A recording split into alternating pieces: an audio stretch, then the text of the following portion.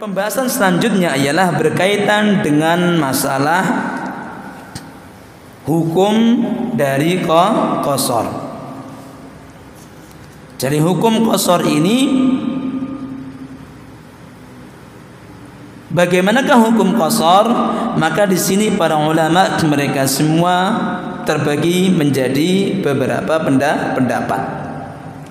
Pendapat yang pertama mengatakan bahwasanya qasar itu hukumnya wajib. Jadi qasar itu hukumnya wajib. Itu hukum yang pertama. Berarti kalau mengikuti pendapat ini, orang yang lagi safar dia enggak mengqasar salatnya maka mendapatkan dosa. Kalau mengikuti pendapat ini. Pendapat yang kedua mengatakan bahwasanya qasar atau mengqasar salat itu adalah hukumnya jaiz, hukumnya boleh. Boleh-boleh saja. Berarti kalau boleh ya ditinggalkan ya silahkan, dilakukan pun ya silahkan, kan begitu. Itu kalau boleh.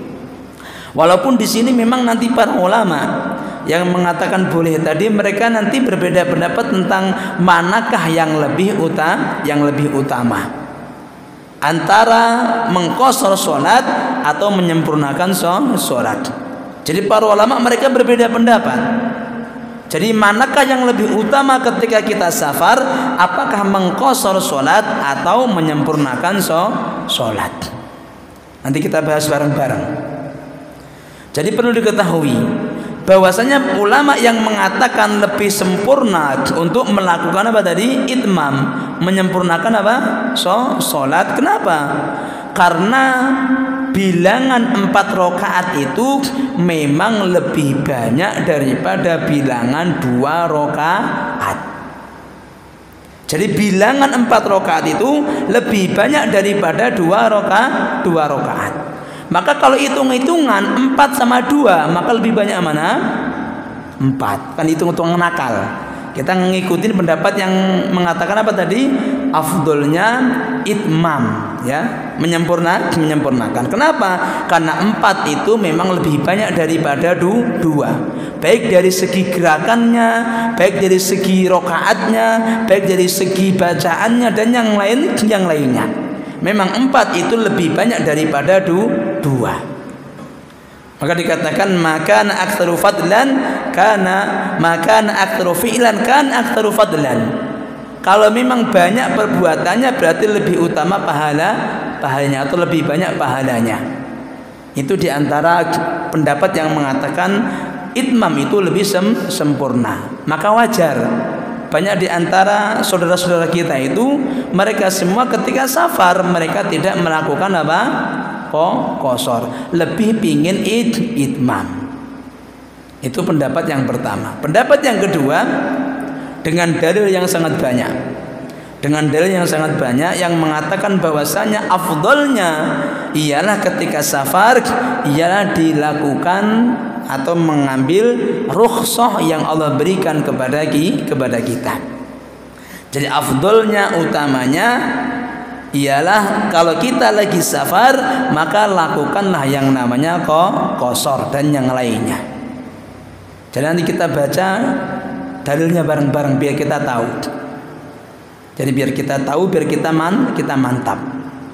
Jadi kalau pendapat yang pertama tadi menggunakan akalnya, secara akal memang iya 4 itu lebih banyak daripada 2. Tetapi mereka semua tidak merujuk di banyak dalil.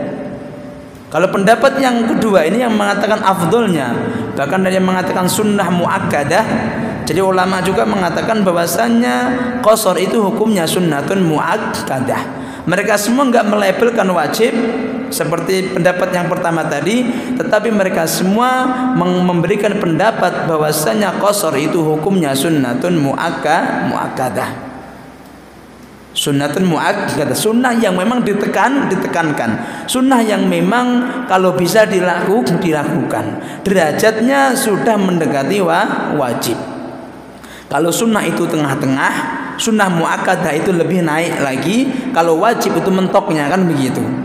Maka kalau sunnah muakkadah berarti sunnah yang memang sangat dianjurkan kan begitu. Sunnah yang sangat ditekankan. Itu diantara ulama yang mengatakan bahwasanya yang namanya qasrus shalah dalam safar itu hukumnya sunnatun muakkadah. Ini pun diambil oleh para masyayikh kita.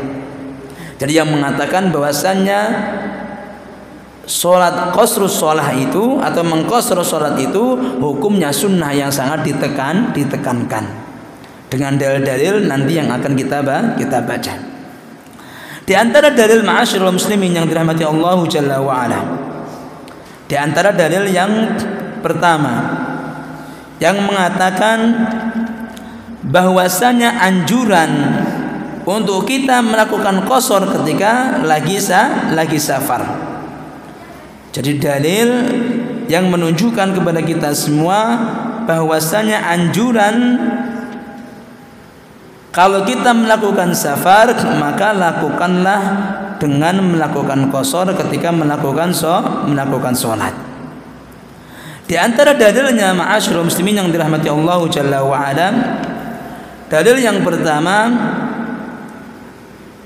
Rasulullah sallallahu alaihi wasallam mengatakan shadaqatun tasaddaqallahu biha alaikum faqbalu shadaqatahu. Jadi dalil yang pertama, ini hadisnya, ini potongan hadis yang mana berkaitan dengan rukhsah atau keringanan. Rasul mengatakan shadaqatun, sesungguhnya keringanan tadi itu ialah sedekah tasaddaqallahu biha, yang mana Allah itu lagi sedekah dengan sedekah tersebut alaikum kepada kalian. Jadi ketika Allah memberikan keringanan apapun keringanan itu, kalau memang Allah berikan kepada hambanya, maka itu sebagaimana sedekah. Maka Rasul mengatakan faqbalu shadaqatahu, maka terimalah sedekahnya. Jadi perintah anjuran ini menunjukkan kepada kita semua bahwasanya yang namanya qasrus shalah, mengqasar salat itu lebih dianjurkan ketika melakukan safar. Kenapa? Karena qasrus shalah, meringkas salat itu adalah sedekah yang Allah berikan kepada diri kita. Itu diantara dalil yang pertama. Dalil yang kedua yang menunjukkan kepada kita semua tentang disyariatkannya melakukan qasar. Dalil yang kedua ialah hadis Aisyah radhiyallahu anha qalat, beliau berkata, furidatis salatu rak'ataini fil hadar.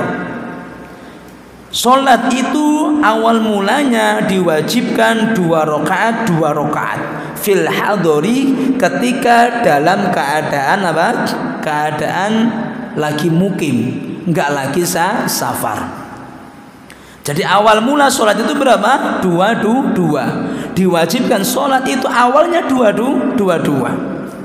Selanjutnya fa'uqirrat sholatus safari, maka ditetapkan sholat ketika safar dengan 2 rakaat tadi.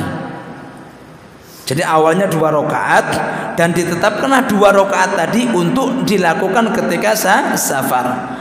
Wazida fi sholatil hadar, dan ditambah lagi di dalam sholat ketika lagi tidak safar. Maka dari sini kalau kita melakukan yang namanya qasrun tadi atau meringkas sholat tadi, berarti melakukan apa? Sholat yang semestinya. Karena sholat semestinya memang awalnya 2, tapi setelah itu dinasakh atau diubah. 2 itu untuk safar, kalau enggak safar berarti ditambah. Maka dari sini kita tahu bahwasanya hadis ini juga menunjukkan kepada kita semua bahwasanya yang namanya qasar itu memang lebih diutamakan. Selanjutnya, sudah adzan belum ini? Nah, adzan dulu aja biar lebih tenang. Barakallahu fikum. Kepada yang tugas silahkan mengumandangkan adzan.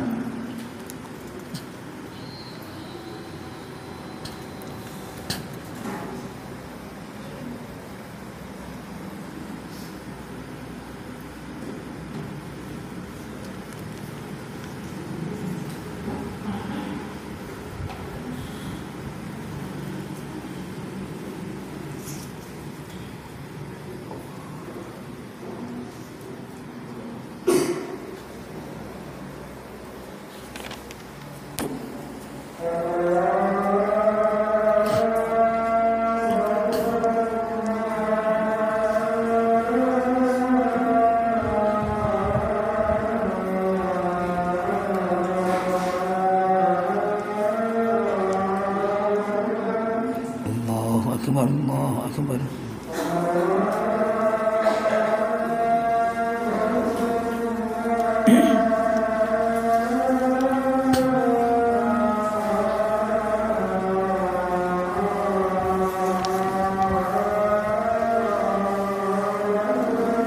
Allahu akbar, Allahu akbar.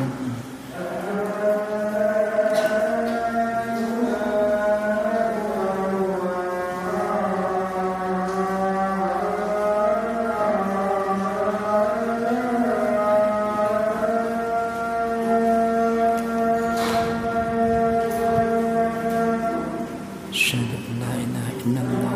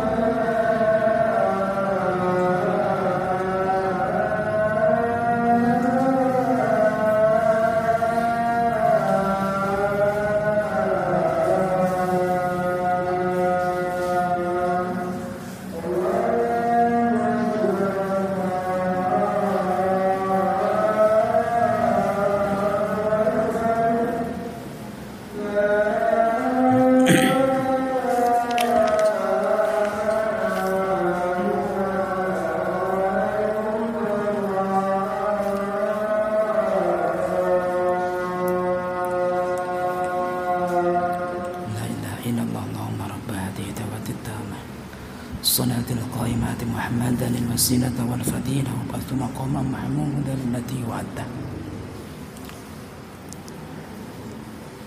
بسم الله والصلاة والسلام على رسول الله ولا حول ولا قوة إلا بالله أما بعد. Hadis yang ketiga yang menjadi dalil bahwasannya utamanya dan afdolnya dalam melakukan sholat ketika safar ialah dengan menggunakan qasar, ialah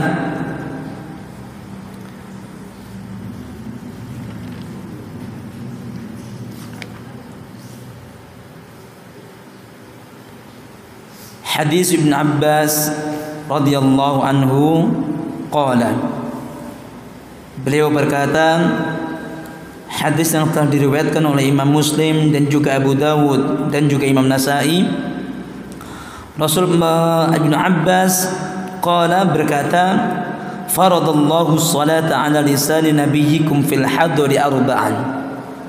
Jadi Allah mewajibkan kepada kalian salat dengan menggunakan lisan nabi kalian fil hadri, bagi orang yang hadir atau lagi enggak melakukan safar, arba'an, maka 4 rakaat. Wa fis safari rak'ataini, dan di dalam safar maka 2 rakaat. Kita lihat, hampir kebanyakan dalil tadi semua menganjurkan kepada kita bahwasanya sholat yang dilakukan di dalam safar kebanyakan semuanya 2 rakaat. Ini hadis Ibnu Abbas yang mengatakan bahwasanya Allah telah mewajibkan dengan lisan Nabi kita Muhammad sallallahu alaihi wasallam bahwasanya salat itu kalau enggak safar 4 rakaat, tetapi kalau lagi safar maka 2 rakaat.